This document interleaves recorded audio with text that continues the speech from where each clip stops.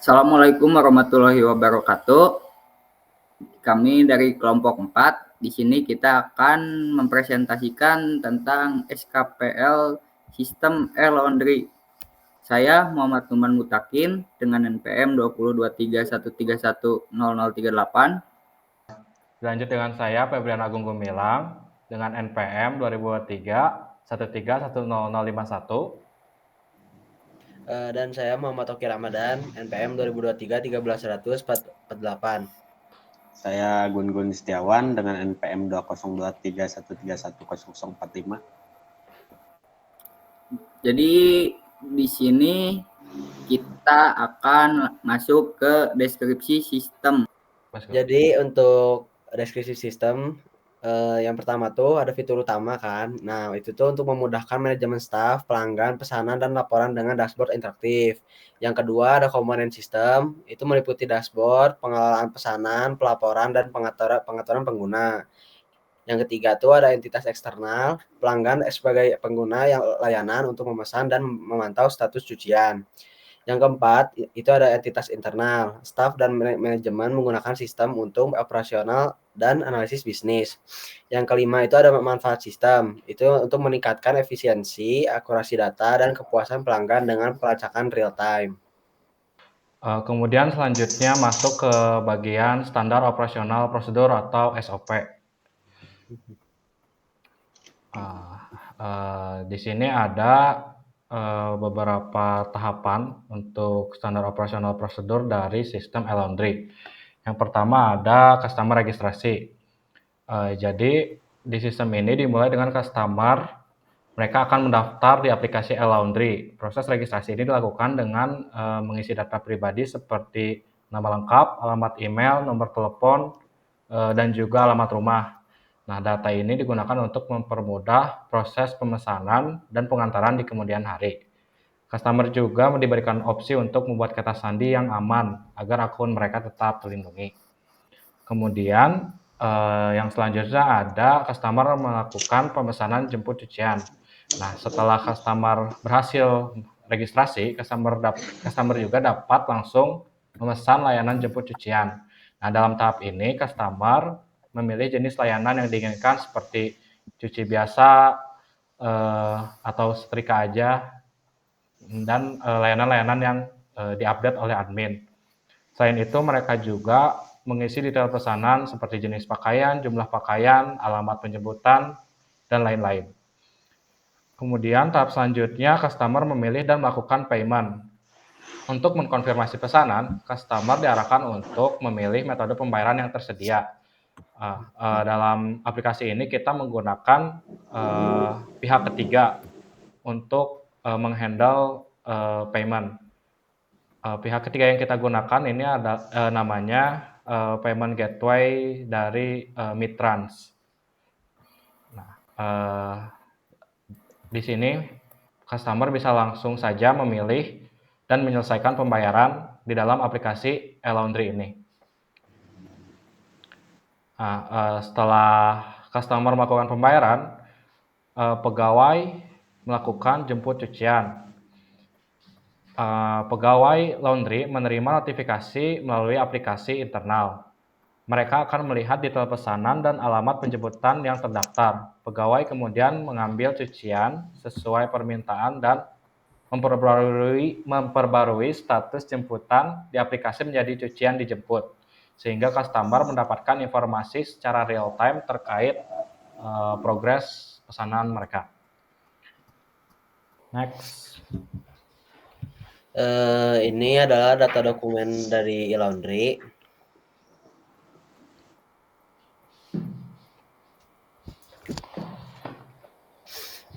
Sistem e-laundry mempermudah pengelolaan data, transaksi, dan dokumen pembayaran. Nah, ini ada dua contoh utama yang kita tampilkan. Yang pertama itu ada invoice pelanggan, dan yang kedua itu ada konfirmasi pembayaran digital. Langsung next. Terus di sini sistem e-laundry memberikan visualisasi data yang membantu dalam pengambilan keputusan dan analisis bisnis. Dua grafik ini yang kita tampilkan. Yang pertama itu ada total cucian berdasarkan layanan. Yang kedua itu ada pendapatan per bulannya. Next.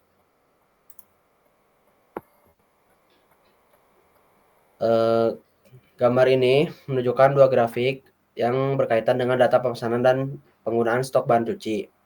Yang grafik pertama itu order per bulan berdasarkan layanan. Grafik ini tuh menampilkan jumlah pesanan per bulan untuk berbagai layanan seperti ekspres, reguler, cuci kering, setrika, cuci sepatu. Yang grafik kedua ini penggunaan stok bahan cuci.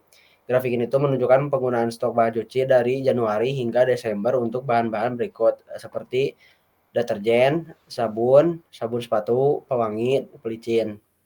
Next. Go. Oke, sekarang next lanjut ke data flow diagram atau DFD. Oke, sekarang kita ada di DFD level 0 dalam sistem e-laundry, di mana sistem e-laundry saya mempunyai 4 entitas, yakni customer, pegawai laundry, owner, dan layanan pembayaran. Dan di sini juga ada kamus data atau data list seperti akun, approve, bukti pembayaran, data diri umum, pesanan, dan lain-lain. Yang dimana data list tersebut dimasukkan ke dalam flow atau aliran data untuk ke sistem, begitu pula dari sistem ke entitas lain seperti customer, pegawai laundry, dan lain-lain. Ini kita masuk ke sistem laundry DFD level 1,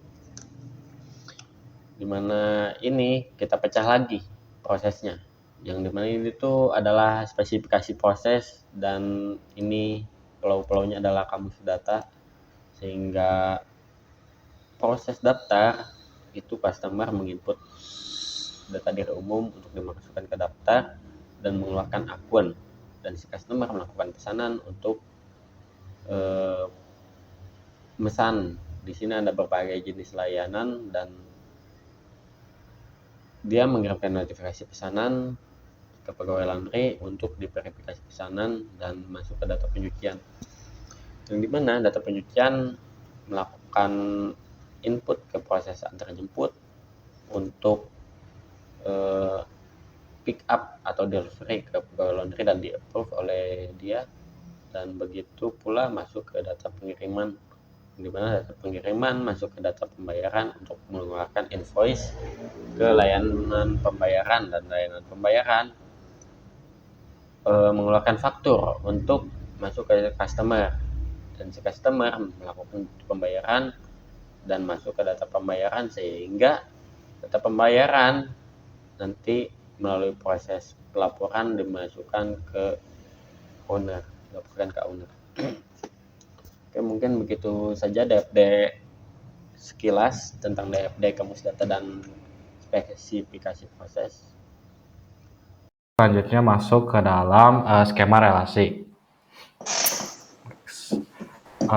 Jadi di dalam aplikasi e-laundry ini terdapat beberapa tabel.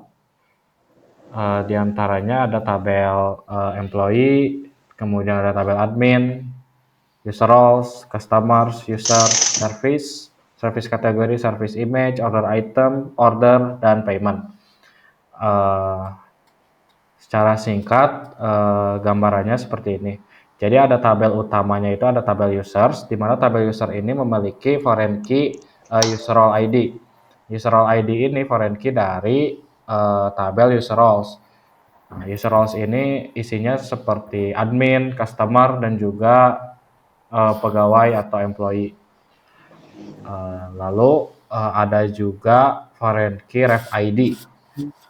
Foreign key ref ID ini tergantung user role-nya apa. Kalau misalnya user role-nya employee, maka ref ID ini akan menyimpan ID dari tabel employee.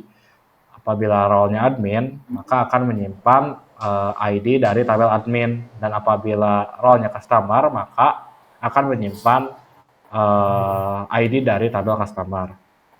Lanjut lalu ke tabel master service. Nah, tabel master service ini memiliki foreign key ID kategori, yang dimana ini akan menyimpan ID dari tabel service kategori. Nah, lalu service ini juga memiliki banyak service image. Ini untuk kebutuhan banner. Jadi satu service memiliki banyak service image seperti itu. Kemudian lanjut ke tabel utama atau tabel transaction-nya di tabel order. Di tabel order ini ada beberapa, kita menyimpan informasi-informasi yang dibutuhkan seperti order date, total amount, total quantity, discount-nya juga, kemudian user ID. User ID ini maksudnya user yang melakukan ordernya. Ini foreign key ke tabel user. Jadi satu user bisa memiliki banyak order seperti itu kurang lebih. Lalu tabel order juga memiliki child atau anak, yaitu order item. Jadi dalam satu pemesanan itu bisa langsung memasukkan beberapa layanan. Misalnya dalam satu order itu ada memilih service atau layanan reguler misalnya. Nah, di sininya nanti relasinya mengambil foreign key ke tabel service. Lalu di sini juga menyimpan kuantitinya berapa, terus total amount-nya berapa. Jadi misalnya dalam satu order itu ada 3 item. Item pertama paket regulernya, lalu item keduanya ada cuci sepatu, lalu item ketiganya ada cuci kering, misalnya seperti itu. Kurang lebih seperti itu. Lalu masuk ke tabel payment atau pembayaran. Nah, di dalam tabel payment ini kita menyimpan banyak informasi dari pihak ketiga yang kita gunakan. Jadi tabel payment ini kita menyimpan semua request dan response atau log dari payment gateway Mitrans. Nah, di sini ada order ID-nya sebagai foreign key ke tabel order. Lalu juga ada payment methodnya, ada payment status, payment type, transaction ID, lalu transaction time, signature key, Mitran response, callback response, transaction response, dan expirednya kapan. Nah, jadi di sini ada signature key. Signature key ini sebuah kunci atau API key yang akan divalidasi pertama kali oleh sistem kita. Seperti itu. Lalu di sini juga menyimpan payment metodenya apa, misalnya payment metodenya menggunakan QRIS atau virtual account dan lain-lain. Seperti itu mungkin kurang lebih dari skema relasi. Terima kasih. Nah, sekarang kita masuk ke CDM atau Conceptual Data Model, yang dimana merupakan aspek dasar dalam perancangan data.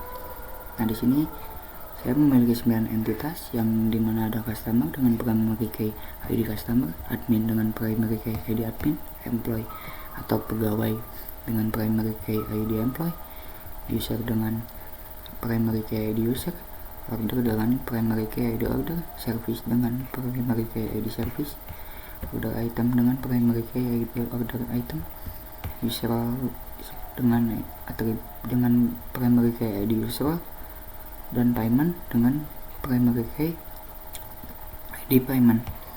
Nah, user di sini yaitu sebagai master data di antara ketiga entitas data, yaitu employee, admin, dan customer.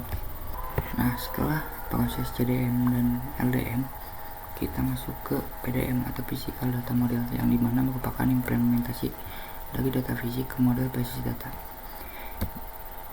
dimana user merupakan entitas utamanya. User memiliki user role, yang dimana jika user melakukan login atau registrasi, sistem dapat mengidentifikasi apakah itu employee, admin, atau customer. Selanjutnya user membuat pesanan, dimana order itu sendiri terhubung ke order item, dan order item terhubung ke service, dan payment melakukan proses untuk order. Lalu order ke pembayaran, yaitu pembayaran dapat mencatat transaksi dan mengupdate order itu sendiri. Baik, itu saja presentasi dari kelompok kami. Kurang lebihnya mohon maaf. Sebelumnya terima kasih. Wassalamualaikum warahmatullahi wabarakatuh.